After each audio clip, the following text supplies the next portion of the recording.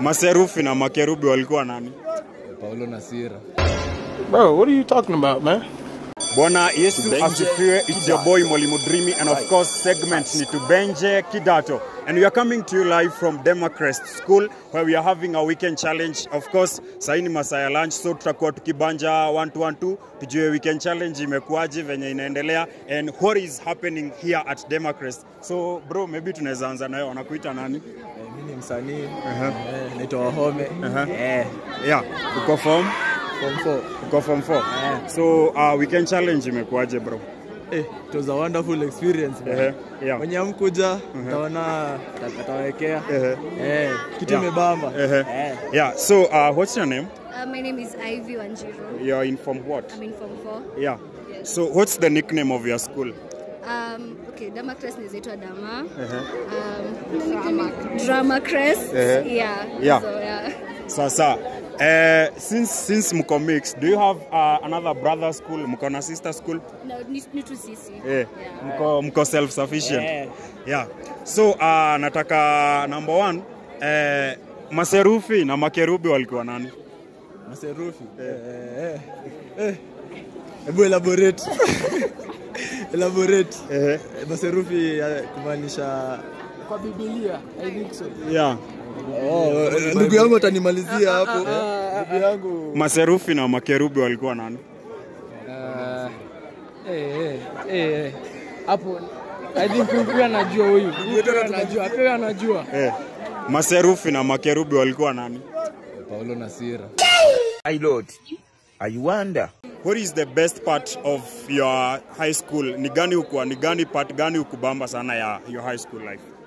For me personally, it's the fact that we are a mixed school. We get to see tunaonana the other gender. And also like we can also cooperate very well. Yeah, it's usually fun. So if you are given one rule, which is that one rule in school yenye unaweza change? No dating in school. And wase wana date. It's normal. So it's not okay.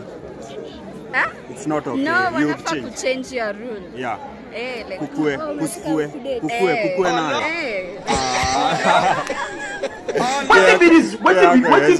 So I'm asking, if you are given one power to change one thing in school, which is that one thing that you'd change? Power. Yeah. If you are given one power to change a school. Okay, everything is nice. For power, I just food. Food sometimes nakuwa mbaya, but tunangangana tu. So you have one? Tukimalizia, yeah. Oje imepotea. Yeah.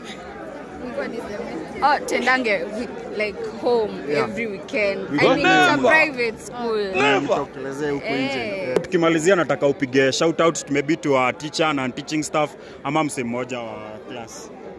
Mimi ningeweza kunda shout out yangu towards huyu mwenye chako na camera Mr. Dede, best English teacher. Na aendelee tu hivyo. Shout out to you kwanza. Alafu to the people wenye wame support you weekend challenge.